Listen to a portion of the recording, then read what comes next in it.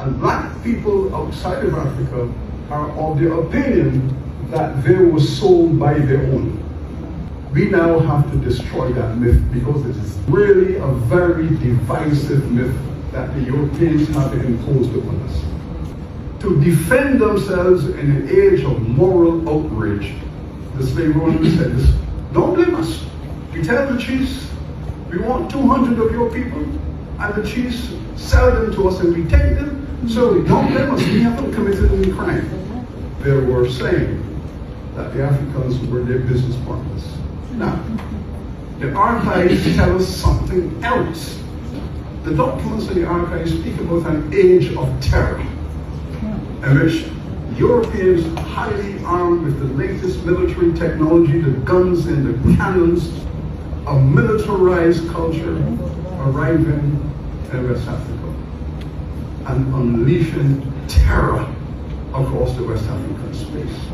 And these are small African governments confronting the strongest military complex the world has ever seen. So they want you to imagine a gunman coming into your house and said, listen, we're going to rape your wife or we're going to rape your daughter.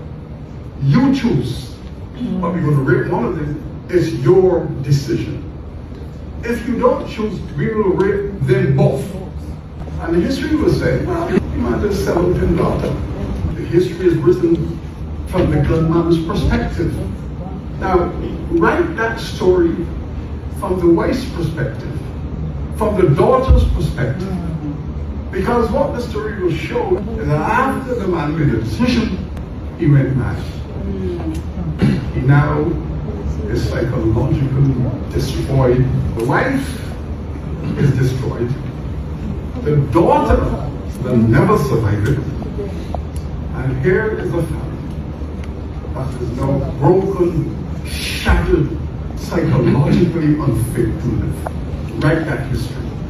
The archives are filled with the information to rewrite that story. And that's not what we're now doing. We are now rewriting 300 years of Eurocentric interpretation of what happened in West Africa. What happened? What really happened? There are always corrupt people in every space. And the same way there are corrupt people now who allow those drugs to come in, there were corrupt people also in Africa who victimized their own people for personal gain.